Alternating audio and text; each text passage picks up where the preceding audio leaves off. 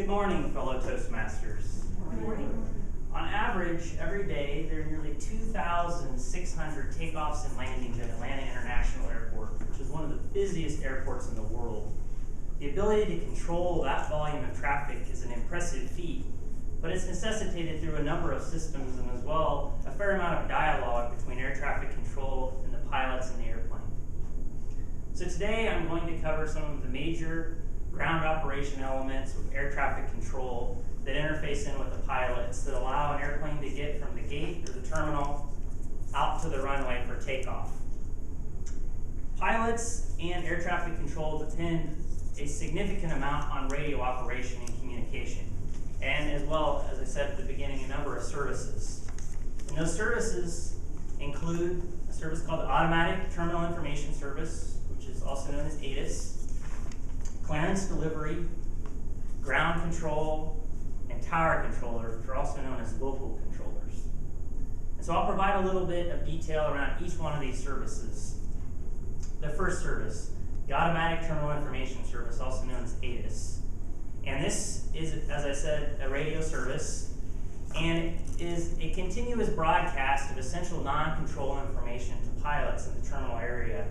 It's updated hourly, and it provides essential information around the weather. It provides winds, visibility, cloud cover, temperatures, humidity, and pressure, which are all essential pieces of information that a pilot needs for safe operation. As well, it provides information around the active runways at the airport that are in use, and it also provides they call notice to airmen, or specific pieces of information that are essential, that are abnormal about what's going on the grounds at the airport. So it could be that there's some closures on the ground at the airport that the pilot needs to know about to, again, operate safely on the airport. So the first thing a pilot will do is they'll tune in their radio and they'll listen to this broadcast of information, and they get this information down.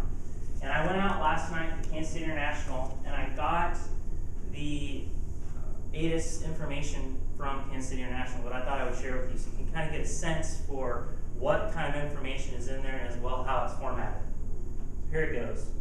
Kansas City International Tower information pop-up 2253 Zulu, wind 050 at 3, visibility 10, few clouds at 6,000, 20,000 scattered, temperature 34, dew point 18, altimeter 29 or 84, arrivals expect visual approach runways 1 right, 1 left, simultaneous approaches in use, advise on initial contact, you have information pop up. So that's what ATIS sounds like, and as I said, the pilot will first get that piece of information. Once they have that information, they then contact clearance delivery.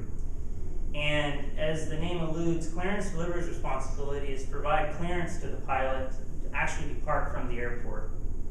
And the pilot provides a number of pieces of information to the clearance delivery controller, which includes typically the destination, where they're planning to go on the flight, and then as well their flight plan information that helps the clearance delivery folks develop a clearance for that flight. The clearance delivery folks will then come back to the pilot and provide them a number of essential pieces of information. They provide the pilot the actual clearance to depart the airport. They provide a route to the pilot for that flight. They provide an altitude that the pilot will have to maintain when they departed the runway. They provide them a radio frequency of which they will utilize to contact the departure controller after they've left the runway. And as well, they'll provide them a transponder code. And a transponder code is a 4-digit code that the pilot enters into their avionics. And that code then is seen on the air traffic controller scope. So the avionics and air traffic control systems start working together at that point, and it allows them to keep track of the airplane and also track that airplane as it goes into operation.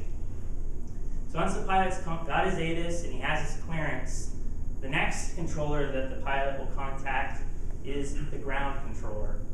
And the ground controller's responsibility is to ensure that airplanes don't run into each other on the taxiways, and as well that vehicles that are on the taxiways as well don't become one with an airplane, which creates a bad situation. The ground control operation is actually one of the most critical besides taking off, but the ground controllers keep track of all the airplanes in the ground, and as pilots, it's very complicated at some terminals to figure out where you're going, and you can get confused quite easily. So the ground controllers help ease that complexity for pilots in navigating the ground terminal area. So once a pilot contacts ground control comes back to the pilot and will give them key pieces of information around how they're going to navigate from the terminal area where the airplane is parked to the runway of which they're going to depart from. And the instructions can be given all at once, or a pilot can ask that they be given step by step as they're making progress through the airport. And as well, a lot of avionics systems provide a lot of assistance for pilots, as they call it safe taxi services, which are moving maps that they actually have in their cockpits, that they can keep track of where they are on the runway or on the terminal area and make sure that they don't go out onto a runway which can cause an accident. So the pilot gets his instructions from ground control. He can then start his journey from the parking area, the terminal area, to the runway for takeoff. So once the airplane's waiting at the hold short line, which is a line that's painted actually on the ground that he can't cross without permission to get onto the runway, he can then contact the tower controller.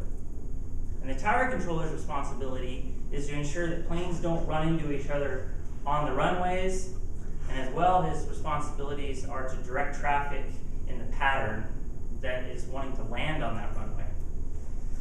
Once a pilot gets to the point that they're ready to contact tower control, they will typically tell them where they're at on the terminal grounds and that they're ready for takeoff. The tower controller will then come back and either give them permission right away to take off, or they'll have them wait. When they have the wait, it means they typically have another plane that's cleared to land on that runway. So they'll have that other plane land, and then they'll give permission to that pilot to take off. So once the pilot's been given permission, they can enter the runway, apply power, and take off. So to recap, the essential services associated with ground operation include the automatic terminal information service, clearance delivery, ground control, and tower controllers.